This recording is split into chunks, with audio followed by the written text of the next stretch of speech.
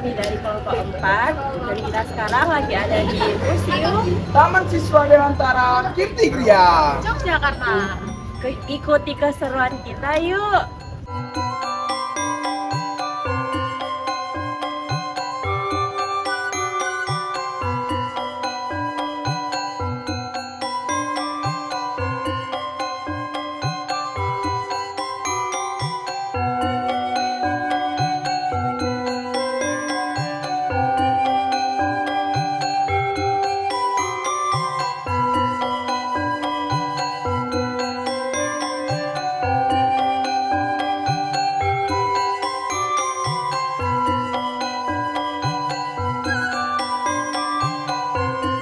Yogyakarta, atau yang akrab disebut sebagai Jogja, adalah sebuah daerah istimewa di Indonesia yang terletak di bagian selatan Pulau Jawa.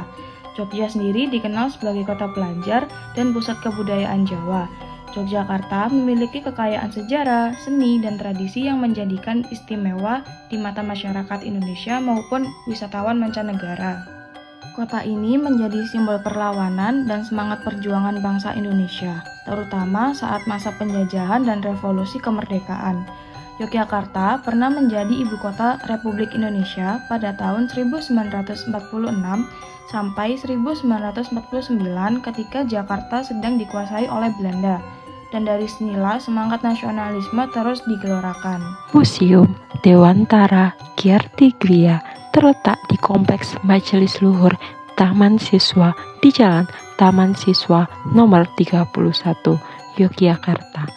Berdirinya museum ini merupakan gagasan dari Ki Hajar Dewantara sendiri yang menginginkan tanah bekas tempat tinggalnya dijadikan sebuah museum. Museum Dewantara Kirtigria diresmikan pada tanggal 2 Mei 1970 oleh Nyi Hajar Dewantara. Berisikan lebih dari 3.000 koleksi yang merupakan peninggalan Ki Hajar Dewantara semasa hidupnya, terdiri atas perabotan rumah tangga, naskah, foto, koran, buku, majalah, dan surat-surat. Ki Hajar Dewantara lahir dengan nama Raden Mas Suwardi Suryaningrat pada 2 Mei 1889 di Yogyakarta. Ki Hajar Dewantara merupakan salah satu tokoh besar dalam sejarah pendidikan dan pergerakan kemerdekaan Indonesia. Ia berasal dari keluarga bangsawan Pakualaman dan menerima pendidikan di sekolah Eropa dan Slovia. Namun tidak menyelesaikan pendidikannya di bidang kedokteran karena masalah kesehatan. Setelah memulai karirnya di bidang jurnalistik, Ki Hajar Dewantara dikenal sebagai seorang penulis yang kritis terhadap pemerintah kolonial Belanda. Melalui tulisan-tulisannya di berbagai surat kabar, ia menyuarakan ketidakadilan yang diterima oleh rakyat Indonesia.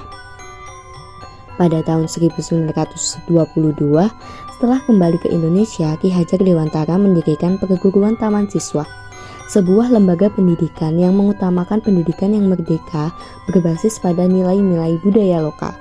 Taman Siswa bertujuan untuk membebaskan rakyat Indonesia dari penjajahan mental yang diterapkan melalui sistem pendidikan kolonial.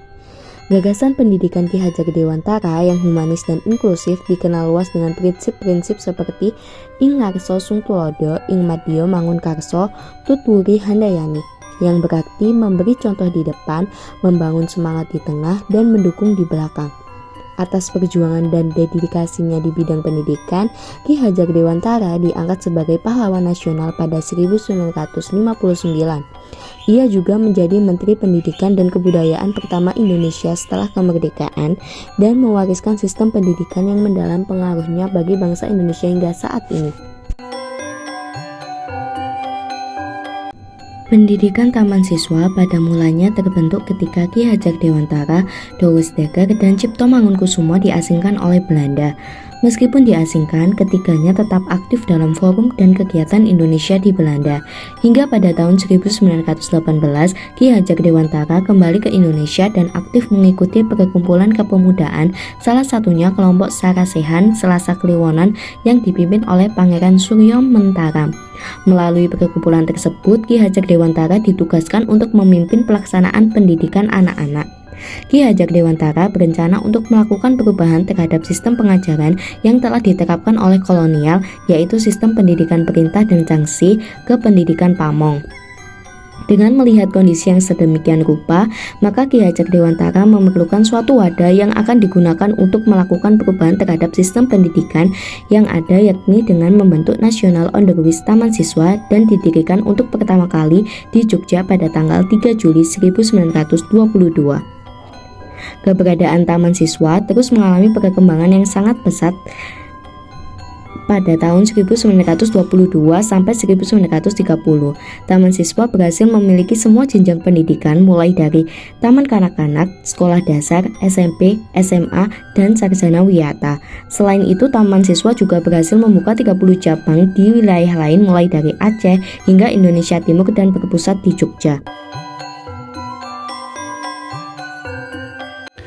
Di ruang pameran pertama museum merupakan ruang kamar tidur dari Ki Hajar Dewantara. Ruangan pertama ini dikemas dengan tema Ki Hajar Dewantara, aktivis anti kolonialisme. Koleksi yang disajikan antara lain: yang pertama, infografis dari biografi Ki Hajar Dewantara; yang kedua, papan silsilah keluarga Ki Hajar Dewantara dan istrinya; yang ketiga, almari berisi pakaian Ki Hajar Dewantara ketika di penjara, mesin ketik asli milik Ki Hajar Dewantara, dan artikel-artikel; yang keempat, tempat tidur; dan yang kelima, foto-foto Ki Hajar Dewantara bersama rekan-rekan Indische Partij dan Insinyur Soekarno. Ruang keluarga Ki Hajar Dewantara mengusung tema filosofi Taman Siswa yang mencerminkan nilai-nilai pendidikan yang menjadi dasar dari gerakan Taman Siswa. Ruangan ini dulunya digunakan sebagai tempat berkumpulnya keluarga sekaligus sebagai ruang pembelajaran, tempat di mana ide-ide pendidikan revolusioner berkembang. Berbagai koleksi yang dipamerkan di ruangan ini mencakup foto-foto, simbol, dan panji-panji Taman Siswa yang menggambarkan sejarah gerakan ini. Selain itu, terdapat juga panel yang menggambarkan perjalanan dan perkembangan Taman Siswa yang memberikan wawasan tentang dampak yang ditinggalkan oleh gerakan pendidikan ini. Ruang tamu dirancang dengan tema konsep pendidikan Ki Hajar Dewantara. Koleksi utama yang ada di ruangan ini mencakup seperangkat meja dan kursi, serta sebuah telepon rumah yang diproduksi oleh pabrik Kellogg. Ada juga sebuah telepon engkol asli dari tahun 1970 yang bisa digunakan sebagai alat peraga bagi pengunjung.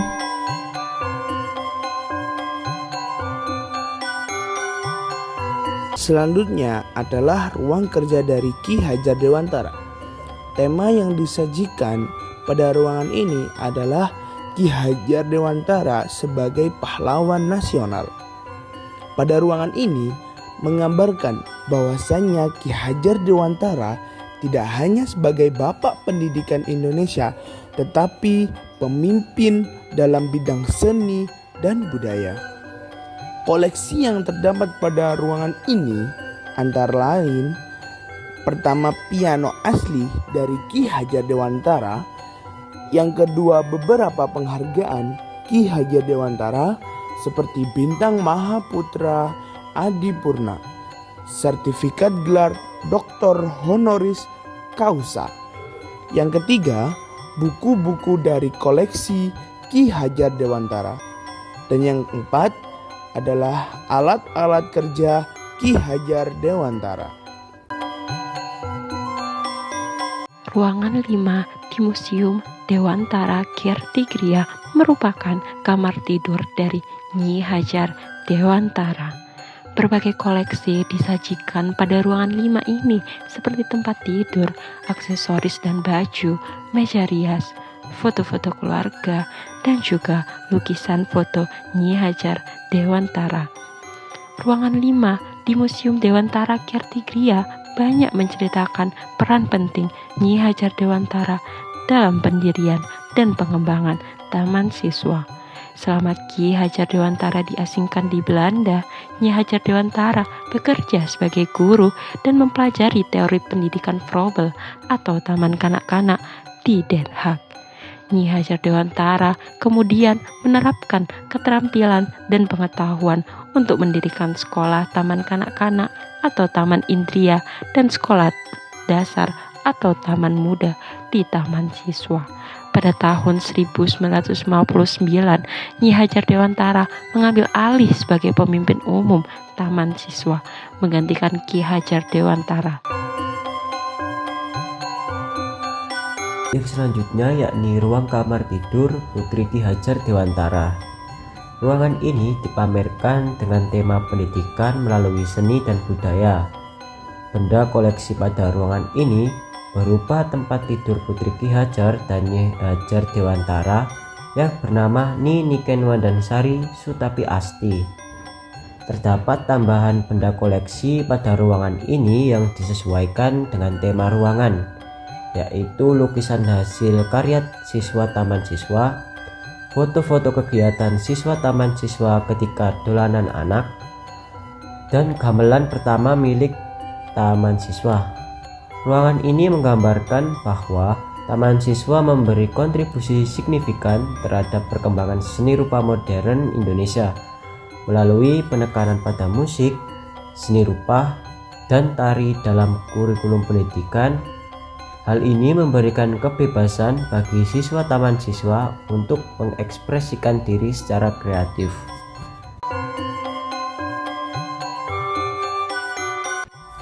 Selanjutnya yakni perpustakaan.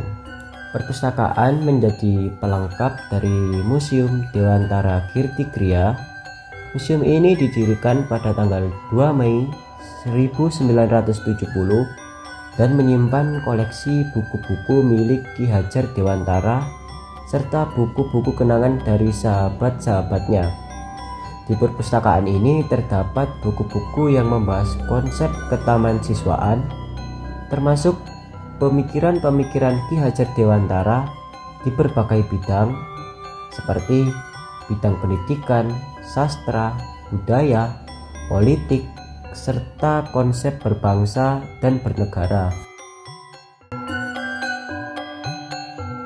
Pendopo Agung Taman Siswa merupakan salah satu bangunan bersejarah yang terletak di Kompleks Museum Dewantara Kirti Griya, Yogyakarta. Pendopo ini dibangun pada tahun 1938 dan pendopo ini tidak hanya menjadi simbol kebudayaan Jawa, tetapi juga menjadi saksi penting perjuangan Ki Hajar Dewantara dalam merintis pendidikan nasional yang merdeka, mandiri, dan berkarakter. Pembangunan pendopo ini dimulai dengan peletakan batu pertama oleh Nyi Hajar Dewantara pada 10 Juli 1938 dan diresmikan pada 16 November 1938 yang bertepatan dengan Kongres Taman Siswa yang ketiga. Fungsi utama pendopo ini adalah sebagai tempat musyawarah, pertemuan kebudayaan, pelatihan, serta pembinaan guru-guru taman siswa dari seluruh Indonesia. Di masa penjajahan dan awal kemerdekaan, pendopo ini menjadi ruang strategis untuk menggembleng semangat kebangsaan melalui diskusi, pelatihan, dan pengembangan metode pendidikan nasional.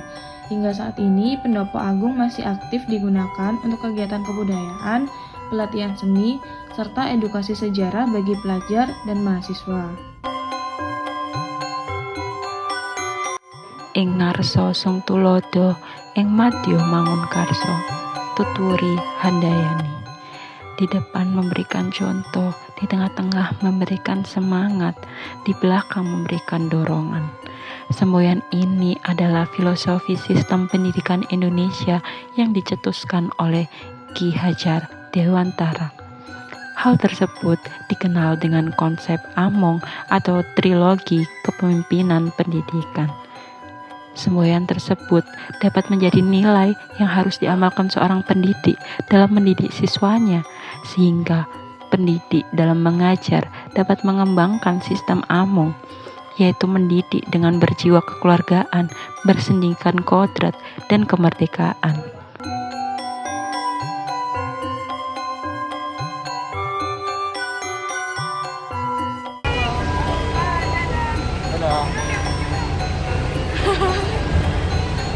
Bye-bye. Terima kasih sudah menonton.